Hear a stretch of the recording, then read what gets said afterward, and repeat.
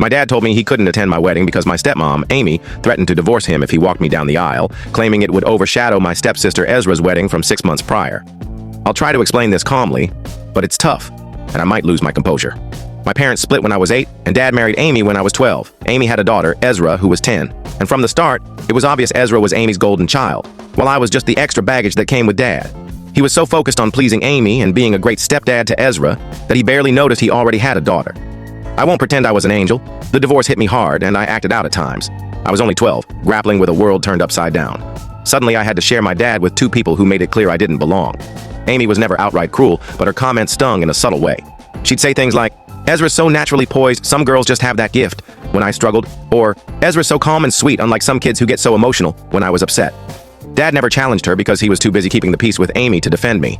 When I tried to tell him how Amy and Ezra made me feel, he'd brush it off, saying I was too sensitive or needed to try harder to fit in.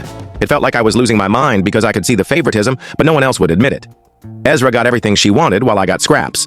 On family trips, Amy planned activities Ezra loved, and if I didn't want to join in, I was made to feel like the problem. For school events or performances, Dad would go out of his way for Ezra's, but he'd miss mine if Amy had other plans. He always had an excuse: work, family obligations, or last-minute issues. I realized I was never his priority. Still, I hoped things would improve as we grew up. I worked hard to be the perfect daughter, got good grades, stayed out of trouble, and even tried to like the things Ezra enjoyed, despite having nothing in common with her. I bottled up my hurt because I loved my dad and wanted a relationship with him. Ezra and I were never close, despite everyone pretending we were sisters. She was into makeup, fashion, and cheerleading, while I preferred sports, nature, and books. That was fine.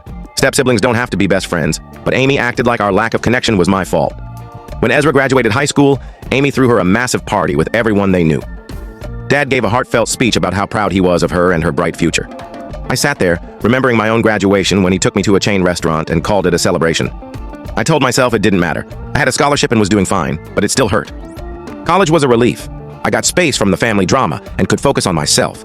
I made true friends who valued me, joined activities I loved, and started believing I was worth something. I still talked to Dad and visited during breaks, but living away from home changed the dynamic. Ezra went to college too, but struggled and transferred to a school closer to home after a year because she missed her mom. Amy called it normal, and Dad fully supported her. I knew if I'd tried that, they'd have told me to suck it up. After college, I moved to a new city for work and built a life I was proud of. I met Nomad, my fiancé, who's the best thing in my life. He understands me like no one in my family ever did and makes me feel enough just as I am. When we got engaged, I was thrilled and called Dad to share the news. He sounded happy, saying he couldn't wait to meet Nomad and walk me down the aisle. For a moment, I thought we might finally have the father-daughter bond I'd always wanted. But then Ezra got engaged 6 months later, and suddenly my wedding was irrelevant. Every call with Dad turned into, "I can't tell you the full story in short. To watch the full story, click the related link below."